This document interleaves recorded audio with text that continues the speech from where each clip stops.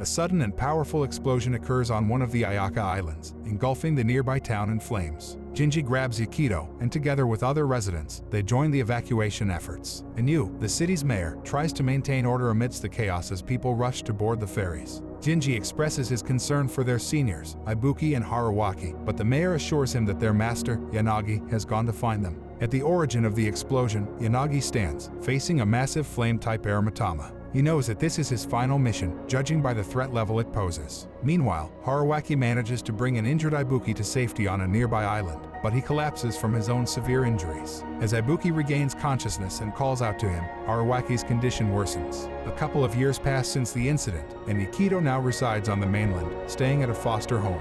One night, he receives a letter from Anu, informing him that he will become his guardian after he graduates from middle school. This means Yakido will return to his birth island, complete high school, and start a new life. Due to his young age when he left the island, Yakido doesn't have vivid memories of his time there, including Anu, who claims to be a friend of his late father. Yakido decides to sleep, and in his recurring dream, he finds himself underwater, feeling strangely at ease. A hand appears and pulls him out of the water, causing him to wake up with his eyes glowing in ocean blue. The water in a nearby bottle moves violently, leaving Yakido perplexed. Finally, the day of his graduation arrives, and after the ceremony, while his classmates socialize, Yakido prepares to leave immediately. His teacher stops him to congratulate him, but comments on the timing of his father's friend coming to claim him. Yakido brushes it off, thanks his teacher, and quickly departs before any further discussion can take place. During his stay at the foster home, Yakido was treated well, avoiding maltreatment. As Yakido's thoughts wander, he notices the students' attention drawn to an unfamiliar character at the front of the school. Yakido looks and realizes it's Jinji, who appears rowdy and has already had a few drinks. Yakido doesn't recognize Jinji and tries to pretend he's mistaken, but Jinji recognizes him and comments on his growth. Yakido walks past him, but Jinji follows, determined to prove he has the right person. He pushes Yakido off a bridge, and as Yakido falls into the water, his powers begin to activate. However, Jinji uses a technique to suppress Yakido's powers, surprising the young boy. With Yakido's attention now captured, Jinji employs a technique that allows his bag to engulf him. Yakido regains consciousness on a boat heading to the Ayaka Islands. The boat driver mentions Jinji's reputation for eccentricity. Jinji informs Yakido that his belongings will be shipped from his foster home later. To Yakido's surprise, Jinji shoots out Yakido's belongings from his magical bag, resembling Mary Poppins. At this point, Yakido is bewildered by the situation. Jinji expresses shock that Anu didn't tell Yakido about the world they live in and formally introduces himself as an older brother figure. Jinji reveals that Yakido's father was his master and a father figure to him. Their conversation is interrupted by the honking of the sea train, the main mode of transportation connecting the islands. Yakido's attention is drawn to it, and they continue forward until they reach their destination. There, they are greeted by Momoko, who remarks on Yakido's growth and reveals that she is the landlord of his childhood home. She mentions that they used to live together like a family. During the car ride home, Inu introduces himself and his role on the island. They hope that Jinji didn't cause too much trouble along the way. Yakido is amazed by the beauty of the place. Momoko provides some information about the island, and Yakido's attention is caught by a passing Matama. After a short drive, they arrive at their home, and Yakido expresses gratitude for taking him in. He notices a picture of himself and his dad, appearing happy with others. Jinji asks if it triggers any memories, but Yakido admits it doesn't. Upon closer inspection, Yakido starts to doubt if that man is his biological father. Momoko enters with tea and describes Yakido's father as an amazing laymaster, a role responsible for maintaining harmony in the Ayaka Islands. Yakido learns about this role for the first time. Jinji adds that they belong to this group of people with special abilities, giving an example of Jinji stuffing Yakido into his magical bag. Momoko gets annoyed at Jinji's antics, but the transporter reassures her that they were just playing games. Anu changes the topic and reveals that Jinji was Yanaga's third student.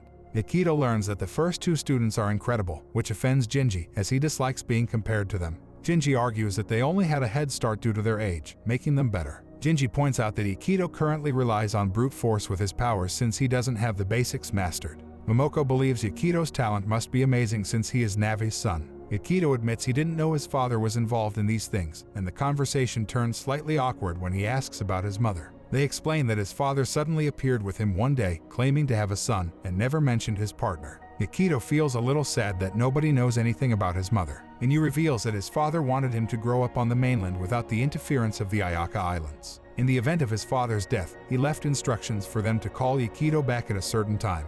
The reasons behind these instructions are unknown, but Anu believes they serve a greater purpose and apologizes to Yakido nonetheless. The mayor officially asks Yakido to live with him from now on, and Yakido is indifferent about where he stays, so he accepts the arrangement. He is shown his room to settle down and is soon joined by a harmless Matama, which Jinji explains are all over the island. As time goes on, Yakido will get used to them. As the novelty wears off, Yakido realizes that Jinji barged into his room and warns him not to do so. Jinji speculates that Yakido's distance from people may be the reason he's indifferent to where he lives, noting how he interacted with Momoko and Anu. Yakido admits that he didn't mean to be rude but tries to shift the blame onto Jinji for his treatment of him.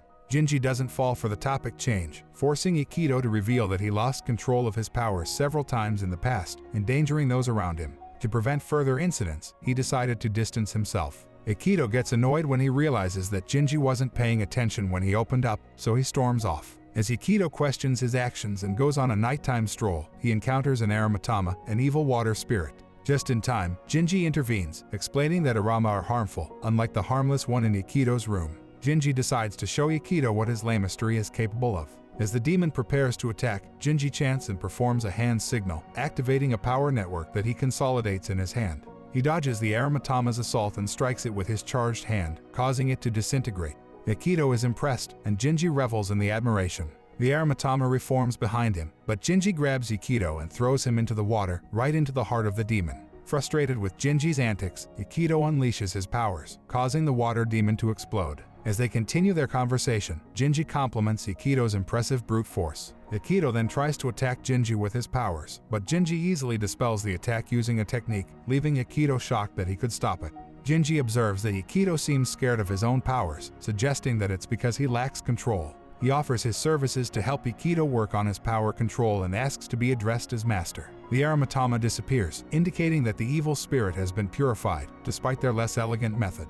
Jinji advises Yakido to be more open and expressive, assuring him that they can handle any lapses he might have. Playfully knocking Yakido on the head, it triggers a memory of having an older brother figure when he was younger. Jinji suggests celebrating, but Yakido decides to take his advice to heart and playfully drop-kicks Jinji into the water for all the mischief he caused. Meanwhile, Haruaki uses his powers to observe and is alerted to Yakido's arrival. His apprentices notice this and inquire for more information. Elsewhere, Ibuki finishes off a target as he searches for something. His subordinate informs him that there were no abnormalities found in the Eastern Ward and asks if they should expand their search to the West. Ibuki decides to call it a day and return to HQ. Meanwhile, Jinji and Yakido return wet from their encounter, initially causing concern for Momoko, but she relaxes when she notices Yakido's newfound sense of freedom. This brings an end to our episode. If you enjoyed it, then don't forget to like, share and subscribe our channel, Ani Explainer.